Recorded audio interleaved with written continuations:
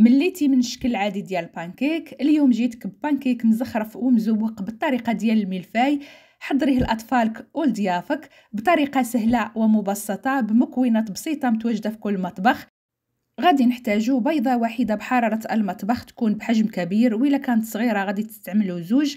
كنضيف عليها كيس من سكر الفانيلا للتنسيم مع 3 المعالق كبار ديال السكر، وبواسطه الخلاط اليدوي فقط كنخلط الكل جيدا حتى كيتضاعف الحجم ديال الخليط وكيميل اللون ديالو للبياض.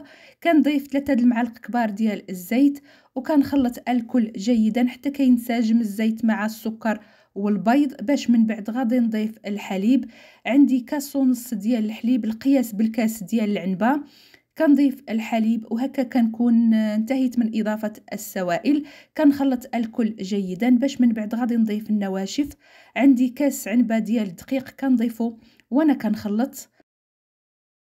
هنا من بعد ما ضفت كاس ديال الدقيق للخليط غادي نضيف كيس من الخميره الكيماويه. عندي كيس وزن 15 غرام، ممكن تعوضوه بزوج اكياس ديال 8 غرام او زوج ديال 7 غرام. غادي نضيف كاس ثاني من الدقيق، وهذا الكاس غادي نضيفه على دفعات، ما غاديش نضيفه دفعه واحده. كنضيفه بالتدريج وانا كنخلط حتى كنتحصل على واحد العجينه اللي هي جاريه.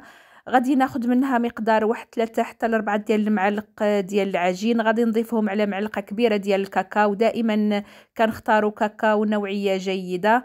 كنخلط هاد العجين مع هاد البودره ديال الكاكاو وكنخليها جانبا.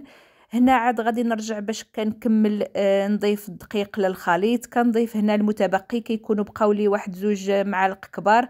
كنضيفهم وكنخلط حتى كنتحصل على القوام المرغوب فيه، خليط اللي كيجينا ماشي ثقيل وماشي خفيف بحال القوام ديال الكيك. غادي نخليه جانبا باش غادي ندوزو للمرحله ديال الطياب. هنا عندي مقلاة غير لاصقه اللي وضعتها على عافيه مهيله او على حراره متوسطه.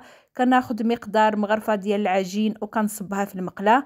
هنا بواسطه هاد الابره كنشكل هاد الشكل الحلزوني، وكناخذ عود ديال الشواء او عود ديال الاسنان وكنعمل هاد التزيين اللي بالطريقه ديال الملفاي. كنجبد العجينه حتى كنتحصل على هاد الشكل وعلى هاد الزخرفه. هنا مباشره من بعد ما كنسالي التشكيل ديال الزخرفه كنقلب البانكيك ديالي على الجهه الثانيه باش كيكمل الطياب. تقريبا كياخذ واحد 30 ثانيه. طيابو سهل وكتكون هذه هي النتيجه. وصفه سهله بمكونات بسيطه. حضروه لضيافكم ولاطفالكم.